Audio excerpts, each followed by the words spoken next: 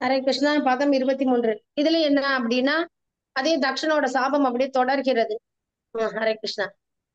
தக்ஷன் திரும்பவும் சபிக்கிறாரு. அது விடவே இல்லை, அந்த கோபம் போகவே இல்லை, திரும்பவும் சபிக்கிறாரு. அப்ப பாருங்க, புத்தியா பரா வித்யா இந்தியா விசும் விஸ்மிருதாத்ம கதி பசுகு ஸ்ரீகாமசோஸ்வ அதிதராம் தக்ஷோபஸ்தமுகோ அஜீராத். மொழிபெயர்ப்பு சின்னதா இருக்கு, நான் படிச்சிடுறேன்.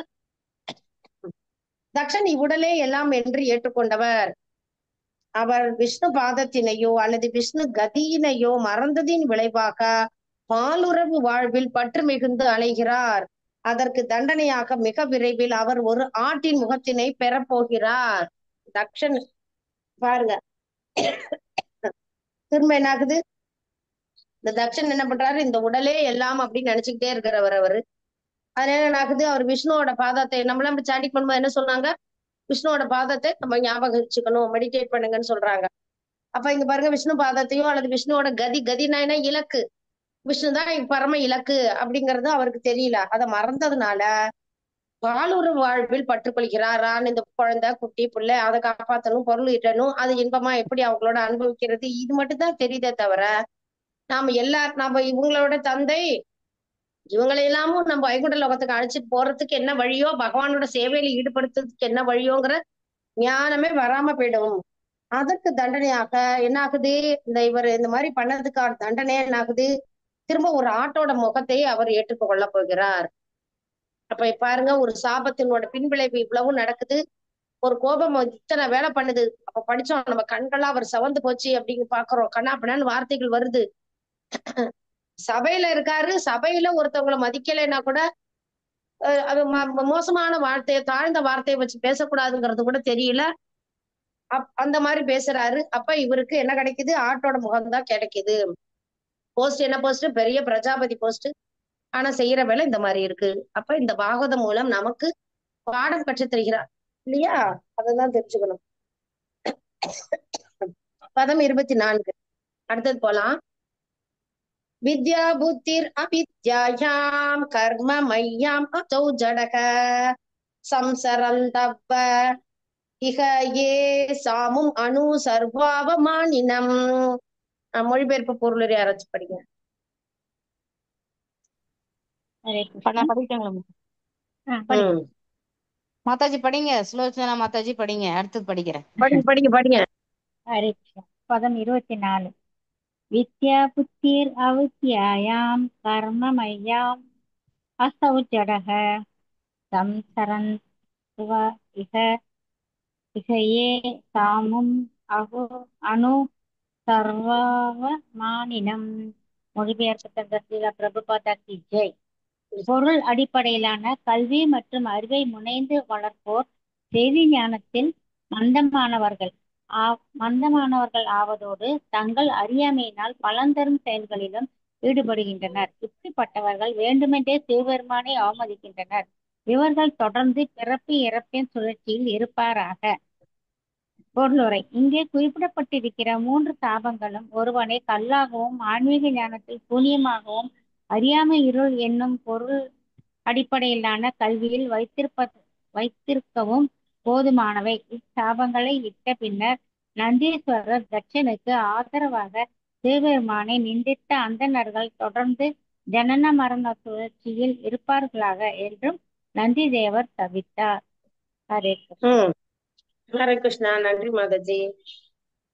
பொருள் அடிப்படையிலான கல்வி மற்றும் அறிவை முனைந்து வளர்ப்போர் செய்தி ஞானத்தில் மந்தமானவர்கள் ஆவதோடு தங்கள் அறியாமையினால் பலம் தரும் செயல்களிலும் ஈடுபடுகின்றனர்.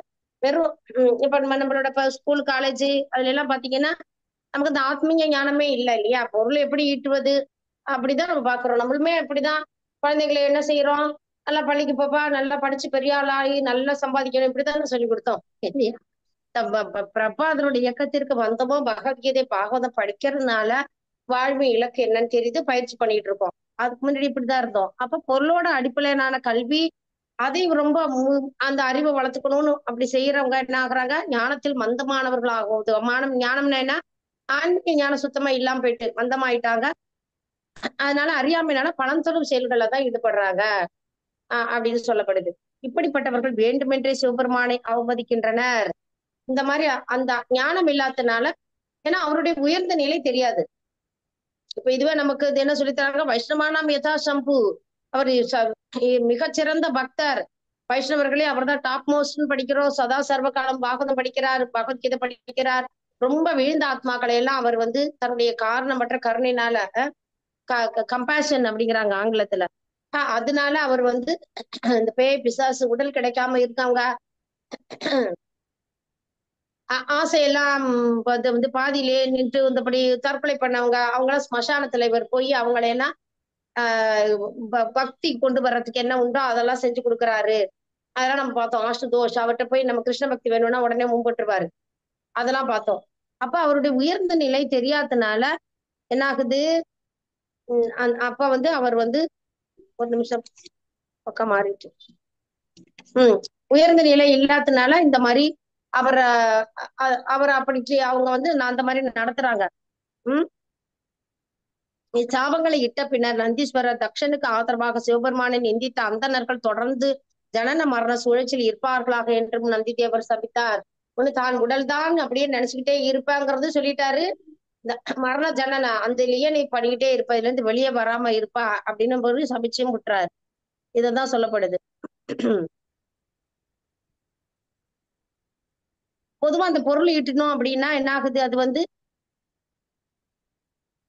அறியாமை இருள் என்றும் பொருள் அடிப்படையிலான கல்வியில் வைத்திருக்கிறதுக்கு போதுமானது. அறியாமை நம்ம வெறும் அந்த சாதாரண அந்த பௌதிக படிப்புல என்ன ஆகுது அப்படின்னா, நம்மள அறியாமைன்ற இருளதான் அதுக்கு போய் தாக்குதே தவிர அதுல இந்த ஆத்ம ஞானம் இல்ல. அப்ப தான் உடல்னு நினைக்கிறவங்கள அதுலயே வச்சிருப்பாரு அப்படிங்கறத அதுல இருந்து புரிஞ்சுக்கலாம். அடுத்தது பதம் 25 போலாம். கிரஸ்ருதாயா புஷ்பின்யா மது கந்தேன பூரினா, பூரினா பூ போட்டிருக்கு, பூரினா மத்னா சொன்மதி தாத்மான சம்முஹ்யந்த அரத்விஹ. படிங்க. ஹரே கிருஷ்ணா மாதாஜி. ஹரே கிருஷ்ணா. கிருதாய புஷ்பின்யா மது கந்தேன பூரினா மத்னா சொன்மதீதாத்மான சம்முக்யந்த ஹரத்விதக.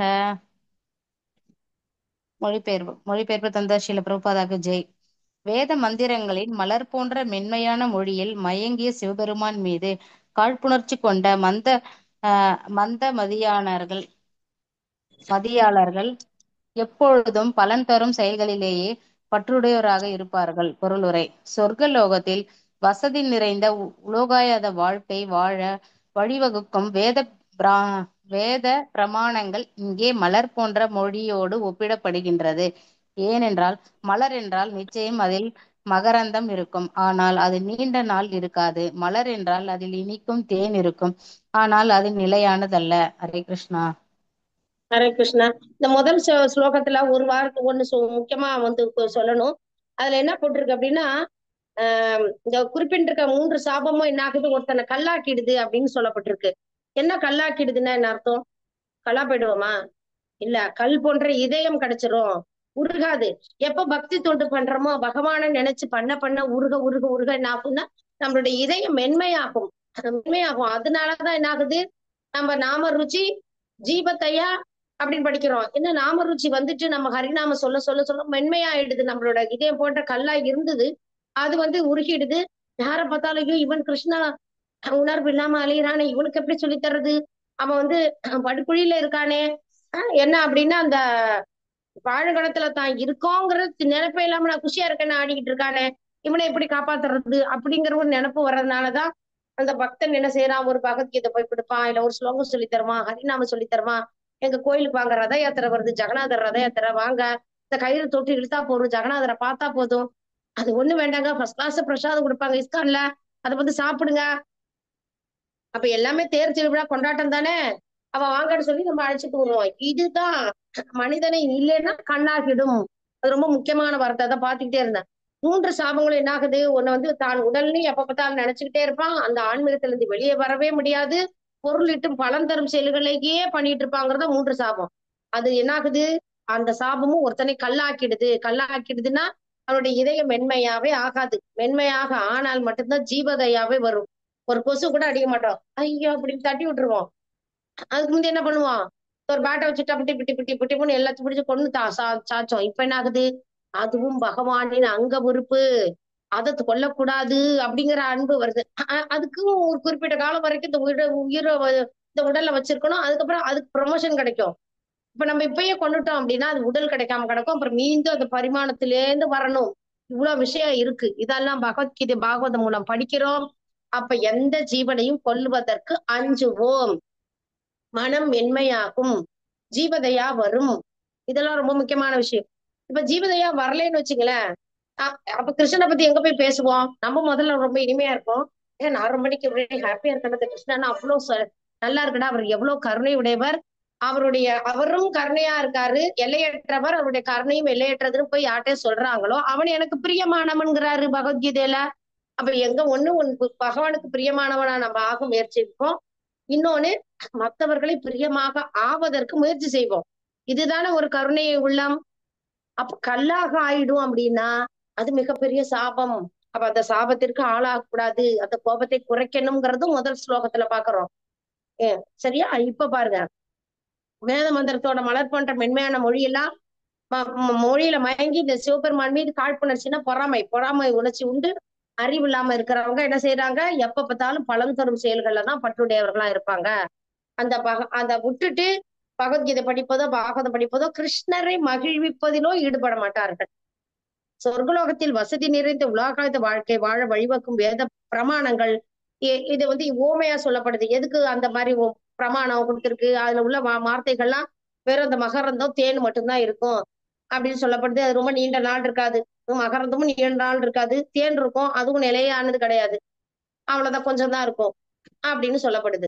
அப்ப அந்த நிலையற்ற வாழ்க்கைக்கும் கொஞ்ச நேரத்துக்கான ஒரு இன்பம், சபலம் அப்படிம்போம், சபல சுகம் அப்படிம்போம், கொஞ்ச நேரத்துக்கு இருக்கிற ஒரு சுகத்துக்காக நம்ம போய் மிகப்பெரிய இழப்பை தேடிக்க கூடாது.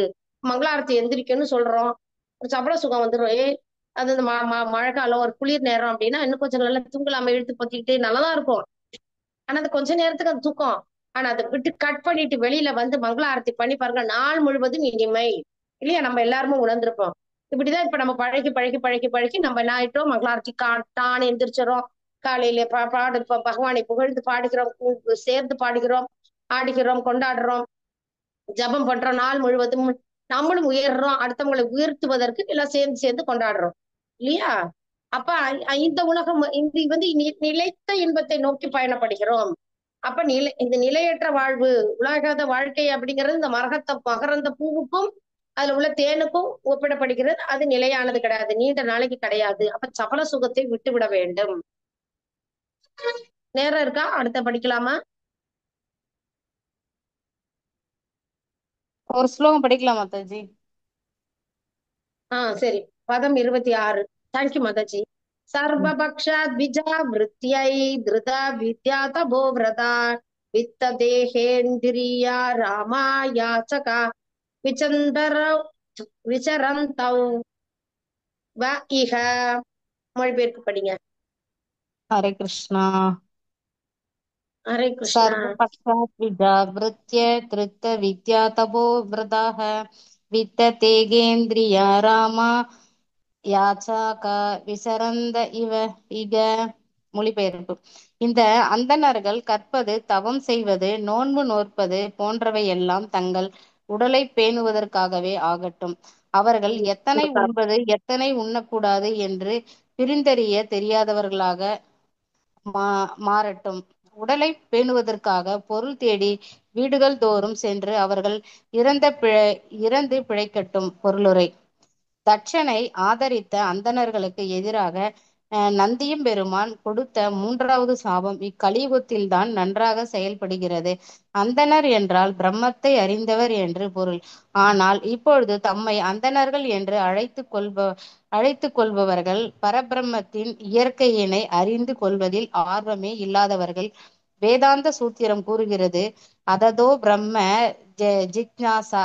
மானிட வாழ்க்கை என்பது முழுமை பொருளான பரபிரம்மத்தை அறிவதற்கானதாகும். அல்லது மானிட வாழ்க்கையில் பொருள் என்னவென்றால் அந்தணர் நிலைக்கு உயர்வதாகும்.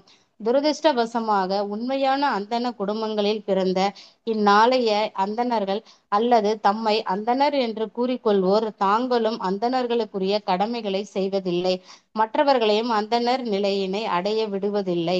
அந்தணர்களுக்குரிய தகுதிகள் என்னவென்று வேதங்கள், ஸ்ரீமத் பாகவதம், பகவத்கீதை போன்ற இலக்கியங்கள் நன்கு விளக்குகின்றன. அந்தணன் என்பது பாரம்பரியமாக வந்த பட்டமோ அல்லது நிலையோ அல்ல. அந்தணர் அல்லது குடும்பத்தில் பிறந்த ஒருவன், உதாரணமாக அந்தணர் அல்லாத குடும்பத்தில் பிறந்த ஒருவன், உதாரணமாக சூத்திர குடும்பத்தில் பிறந்தவன், தகுதியுள்ள குருவினை அடைந்து அவர் அறிவுரைகளின்படி நடந்து அந்தணனாக மாற வேண்டும் என்று முயன்றால் அந்தணர் என்று கூறிக்கொள்வோர். அதனை ஆட்வேச ஆட்வேசிப்பவர்கள் ஆட்சேபிப்பார்கள். ஆட்சேபிப்பவர்கள் இப்படிப்பட்ட அந்தணர்களே நந்தியம் பெருமானால் சபிக்க பெற்று எதனை உண்பது எதனை உண்ணக்கூடாது என்ற பேதமற்று அழிகின்றனர். தமது உடலையும் குடும்பத்தையும் காப்பாற்றுவதற்காக வாழ்கின்றனர். இவ்வாறு பந்தப்பட்டு சீர்குலைந்த ஆத்மாக்கள் எல்லாம் தம்மை அந்தணர் என்று அழைக்கும் தகுதியை இல்லாதவர்கள். ஆனால் கலியுகத்தில் இவர்களே தம்மை அந்தணர்கள் என்று அழைத்துக் கொள்வதோடு, உண்மையிலேயே ஒருவன் அந்தணருக்குரிய தகுதியினை அடைய முயற்சித்தால் அவனுக்கு தடையாகவும் விளங்குகின்றனர். இன்றைய நிலைமை இதுதான். சைத்தன்ய மகாபிரபு இக்கொள்கையினை கடுமையாக கண்டித்திருக்கிறார். அவர் நாமானந்த ராமானந்த ராயர் அதுல நான் போட்டிருக்கு மாதாஜி. ஆக்சுவலா ராமானந்த ராயரிடம் உரையாடி கொண்டிருக்கும் பொழுது, ஒருவன் அந்தன குடும்பத்தில் பிறந்தாலும் அல்லது சூத்திர குடும்பத்தில் பிறந்தாலும் அவன் இல்லறத்தானாக இருந்தாலும் அல்லது துறவியாக இருந்தாலும் அது பற்றி கவலை இல்லை.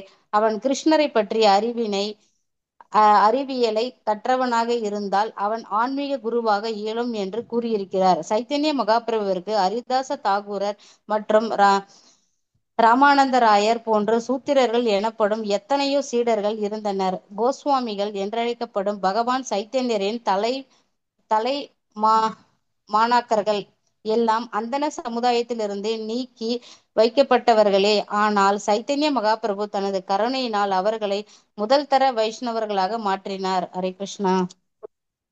ஹரே கிருஷ்ணா. நன்றி மாதாஜி. இதுல என்ன சொல்லப்பட்டிருக்கு?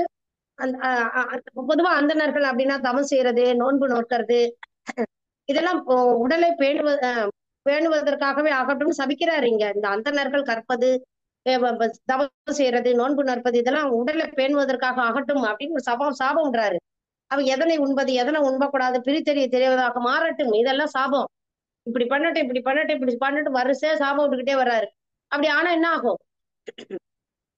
மீண்டும் மீண்டும் பிறப்பு இறப்பு சக்கரத்திலே இருப்பாங்க. அதாவது பிரம்ம ஜிஞ்ஞாசா வரவே வராது. நான் அந்த உடல் அல்ல ஆத்மா, நான் எதுக்காக வந்தேன், எங்க இருந்து வந்தேன், எங்க போறேன்ற நினைப்பே வரல, கேள்வியே எழல அப்படின்னா அதுக்கான விடையும் வரவே வராது இல்லையா? அதெல்லாம் சாபம். அப்ப உடலை பேணுவதற்காக பொருள் தேடி வீடுகள் தோறும் சென்று அவர்கள் இறந்து பிழைக்கட்டும், இறந்துன்னா யாசிக்கணும் அப்படிங்கிறாரு, பிச்சை எடுத்து பிழைக்கட்டும் அப்படின்னு சொல்றாரு. இப்படிதான் சாபம் விடுறாங்க. அப்ப தக்ஷனை ஆதரித்த அந்தணர்களுக்கு எதிராக நந்திய பெரும்பாடு கொடுத்த 3வது சாபம் இவ்வுலகத்தில் கலியுகத்தில் தான் நன்றாக செயல்படுகிறது. அப்ப அவர் கொடுத்த அந்த சாபம் தான் இன்னைக்கு தொடர்ந்துகிட்டே வருது. அப்ப இந்த பெயரளவுல இந்த குலத்து வழியாக வந்த பிராமணர்கள் அந்தணர்கள் மட்டுமே உண்மையாக அந்தணர்கள் இல்லை. பிரம்மனை அணிந்தவர்கள் பிராமணன். பிரம்மத்தை அறிஞ்சா மட்டும்தான் உண்மையாக அவங்க அந்தணர்கள். நீதி பேரெல்லாம் அப்படி கிடையாது அப்படின்னு சொல்றாங்க. பிரம்மத்தை அறிந்தவர் என்ற பொருள். ஆனால் இப்போது தம்மை அந்தணர்கள் என்று அழைத்துக் கொள்பவர்கள் பரபமத்தை இயற்கையை அறிந்து கொள்வதில் ஆர்வமே இல்லாம இருக்க நாம் பாக்குறோம். அந்த காலத்துல கலியுகத்துல அந்தணர்கள் பேரு அந்த குலத்துல பிறந்து வந்துட்டு இருப்பாங்க. ஆனா அவங்க எதுவுமே ஃபாலோ பண்றது கிடையாது. எதை உண்ணணும் எதை உண்ணக்கூடாதுன்னு தெரியாம இருக்காங்க. இப்படி எல்லாம் நடக்குது இல்லையா? வாழ்க்கையோட முழு மெய்ப்பொருள் என்னங்கிறது தெரியாம இருக்கு. உண்மையிலேயே நம்மளோட வாழ்வு என்ன அப்படின்னா பரமர்மத்தை அறிந்து அதை அடைவதற்கு தான் நம்ம வாழ்க்கையே இருக்குங்கிறத அறியாதவர்களா அவங்க இருக்காங்க. ஆக்சுவலா அது தெரியறதுக்கு தான் இந்த வாழ்க்கை அது மானோட வாழ்க்கை. ஒரு மனித உடல் கிடைச்சிருக்கு அப்படின்னா அதை நம்ம வீணாக்கவே கூடாது. அதுதான் அந்தனருக்கும் அதுதான் நிலையான உயர்வான விஷயம். ஆனா அது யாரும் துரதிருஷ்டவசமா இப்ப அந்த குடும்பத்துல பிறந்தவங்க எல்லாம் யாரும் அதை செய்யறது இல்ல, அந்த கடமை செய்யலன்னு பிரபுபாதர் எழுதுறாரு. மற்றவர்களையும் அவர்கள் அந்த மாதிரி உயர்த்துவதற்கு பாடுபடவில்லை அப்படிங்கிறதுதான். ஆனா அந்த அவங்களுக்கு உள்ள உண்மையான தகுதி எப்படின்னா அவங்க ஸ்ரீ வேதம், ஸ்ரீமத் பாகவதம், பகவத்கீதை அப்படின்ற விளக்கியங்கள் படிக்கணும். அதுதான் அதுல விளக்கப்படுது. அந்தணன் என்பது பாரம்பரியமாக வந்த பட்டம் இல்ல. எங்க அப்பா வந்து அந்தணனா இருந்தார், நானும் அந்தணன் கிடையாது. எங்க அப்பா லாயர்னா நானும் லாயர் ஆயிடுவேனா? லாயர் ஆகிறதுக்காக அந்த படிப்பு படிக்கணும், அதுக்கான சர்டிபிகேட் வாங்கணும், பயிற்சி பண்ணால் மட்டுமே நான் எப்படி லாயராக வழக்கறிஞராகவோ அல்லது மருத்துவராகவோ ஆக முடியுமோ, அது போல நான் வந்து பிராமணன் ஆகணும் அப்படின்னா நானும் என்ன படிச்சிருக்கணும், முறையாக ஆன்மீக குருவில் அந்த குரு சீட பரம்பரையில வந்த ஆன்மீக குருவை அடைந்து அணுகி பகவத்கீதை பாகவதம் படித்து நான் பயிற்சி பெற்றால் மட்டும்தான் நானும் உயர முடியும், அடுத்தவர்களை உயர்த்த நான் பாடுபட முடியும் அப்படிங்கறத பிரபுபாதர் இங்க அழகா சொல்றாரு. அந்தனர் குடும்பத்தில் பிறந்த ஒருவன், உதாரணமாக சூத்திர குடும்பத்தில் பிறந்தவன் தகுதியில குருவினை அடைந்து அறிவுரைகள் படர்ந்து அந்தனா மாறணும் அப்படின்னு சொல்றாரு. அப்படி முயன்றாங்க அப்படின்னா உம் மாற வேண்டும் என்று முயன்றால் அந்தன் என்று கூறிக்கொள்வார். அதனை அப்படி யாராச்சும் முயன்றா கூட இவங்க என்ன செய்யறாங்க, நீ எல்லாம் இந்த மாதிரி பண்ணக்கூடாது, நீ எல்லாம் என்ன சூத்திரன், உனக்கு என்ன இந்த இதெல்லாம் படிக்கிற, எதுக்கு படிக்கிற அப்படின்னு கேட்பாங்களாம். அதுதான் சொல்லாரு, அவங்களும் ஆட்சேபிப்பார்கள் போட்டிருக்கு. இப்படிப்பட்ட அந்தணர்களே நந்தியம் பெரும்பானால் சபிக்கப்பட்டு பேர்ந்து வந்தவங்க. புரியுதா? ஏன் சாபம் இவ கிடைச்சிச்சு, அவருக்கு 3 சாபம் கொடுத்தாரு இவரு. அதுல வழிந்து வந்தவங்கதான் கலியுகத்துல இந்த மாதிரி பெரும்பாலாக அந்தனர் குடும்பத்துல பிறந்திருக்காங்க. அவங்க வெளிவர முடியாம தவிக்கிறாங்க. வெளிவந்து பயிற்சி பண்றவங்களையும் ஆட்சேபிக்கிறாங்க அப்படின்னு போட்டிருக்காரு பிரபுதர். இப்படிப்பட்ட அந்தர்களை நந்தி பெருமானால் சபிக்கப்பட்டு எதனை உண்பது உண்ணக்கூடாது என்ற பேதம் தெரியாம அது தெரியாம உடலையும் குடும்பத்தையும் காப்பதற்காக வாழ்கிறார்கள். இவ்வாறு பந்தப்பட்டு சீர்குலைந்த ஆத்மாக்கள் எல்லாம் தம்மை அந்தணன் என்று அழைக்கும் தகுதியே இல்லை, அவங்களுக்கு தகுதியே கிடையாது. ஆனா அவங்க அப்படித்தான் இருக்காங்க அப்படின்னு சொல்றாரு. கலியுகத்துல இவங்கதான் இந்த மாதிரி தான் வந்து அந்தணர்கள்னு சொல்றதோட இல்லாம உண்மையிலேயே ஒருவன் அதுக்குள்ள அடைய முயற்சி பண்ணாலும் அதையும் தடையா இருக்காங்க. அது முன்னாடி சொன்ன பாண்டியே திருப்பி சொல்றாரு, இப்ப தடை பண்றாங்க. இன்னைக்கு நிலைமை அந்த கலியுகத்துல இதுதான். ஆனா மகாபிரபு வந்ததுனால என்னாச்சு, மகாபிரபு இந்த கொள்கையை தடை செய்கிறார். நீ வழி வழியா அப்பா வந்து பிராமணனா இருந்தா பிள்ளை வந்து பிராமணன் கிடையாது, நீ பகவத்கீதை பாகவதை படிச்சு முயறாக பயிற்சி பண்ணால் மட்டுமே நீ அந்த தகுதியை அடைவாய் அப்படின்னு சொல்றாரு. அதே மாதிரி யார் வேணாலும் படிக்கலாம். நீ வழி வழியா அந்த நேரம் இல்ல, நீ சாதாரண சூத்திர குடும்பத்தில் பிறந்தாலும் நீ பயிற்சி பண்ணி பகவத்கீதை பாகவதை படிக்கலாம் என்றால் உயர்வு அடையலாம் அப்படின்னு சொல்லி அந்த கொள்கையை முறியடித்தவர் சைத்தன்ய மகாபிரபு. அப்படிதான் ராமானந்த ராய்கிட்ட சொல்றாரு. கோதாவரி நதிக்கரையில உரையாடினார் இல்லையா, நம்ம சைத்தன்ய சரிதாமிரதத்துல படிப்போம்.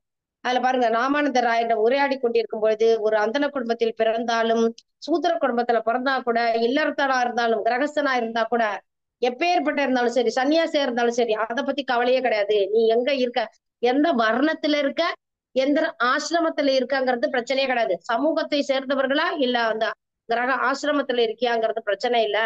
ஆனால் நீ படிப்படியாக உயர வேண்டும். அப்படி இருந்தால் நீ வந்து அவன் கிருஷ்ணரை பற்றி அறிவியலை கற்றவனாக இருந்தால் ஆன்மீக குருவாவே ஆயிடலாம்.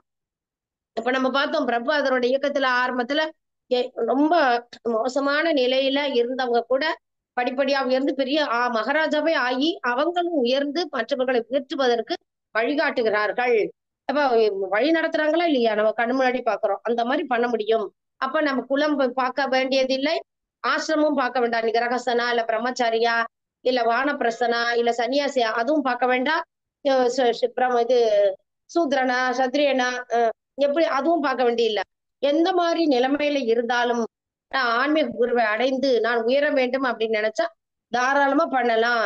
அப்ப ஆன்மீக குருவாவே ஆயிடலாம் அப்படின்னு சொல்லி மிக உயர்ந்த நிலையை அடையலாம்னு சொல்லி சைத்தன்ய மகாபிரபு இந்த பழைய கொள்கையை முறியடிக்கிறார். சைத்தன்ய மகாபிரபுவிற்கு ஹரிதாஸ் தாக்கூர் மற்றும் ராமானந்த ராய் போன்ற சூத்திரர்கள் எனப்படும் எத்தனையோ சீடர்கள் நாம் படிச்சோம். ரங்கநாத ஹரிதாஸ் தாக்கூர் பாத்தீங்கன்னா ஒரு முஸ்லீம் குடும்பத்துல பிறந்து அவர் வந்து 198 மாலை தினம் பண்றாரு. 3 லட்சம் முறை ஹரிநாமத்தை சொல்லி மிக உயர்ந்த வைஷ்ணவர். அவருக்கு முதல்ல பிரசாதத்தை கொடுத்துட்டுதான் இவர் சாப்பிடணும்லாம் சட்டம் போடுவாரு. சைத்தன்ய மகாபிரபு ஹரிதாஸ் தாக்கூருக்கு முதல்ல பிரசாதத்தை கொடுங்க, அவர் சாப்பிட்ட அப்புறமா நான் சாப்பிடுறேன் பாரு. அவர் வைஷ்ணவருக்குரிய எல்லா மரியாதையும் சைத்தன்ய மகாபிரபு கொடுத்தார். அது மாதிரி ராமானந்த ராயரும் அவருக்கும் அப்படி மிக உயர்ந்த ஸ்தானத்தை அளித்தார். கோஸ்வாமிகள் என்று அழைக்கப்படும் பகவான் சைத்தன்யரின் தலை மாணாக்கர்கள் எல்லாம் அந்தன சமுதாயத்திலிருந்து நீக்கி வைக்கப்பட்டவர்கள். அந்த மாதிரி ஷட்கோஸ்வாமி எல்லாம் அந்தன குடும்பத்துல நீ இருந்துட்டு இப்ப வந்து இல்ல நீ எங்க இதுல சேரக்கூடாது அப்படின்னு சொல்லி நீக்கப்பட்டவங்களை எல்லாம் கூட மகாபிரபு என்ன செஞ்சாரு? அவருடைய கருணையினால முதல் தர வைஷ்ணவர்களாக மாற்றினார்.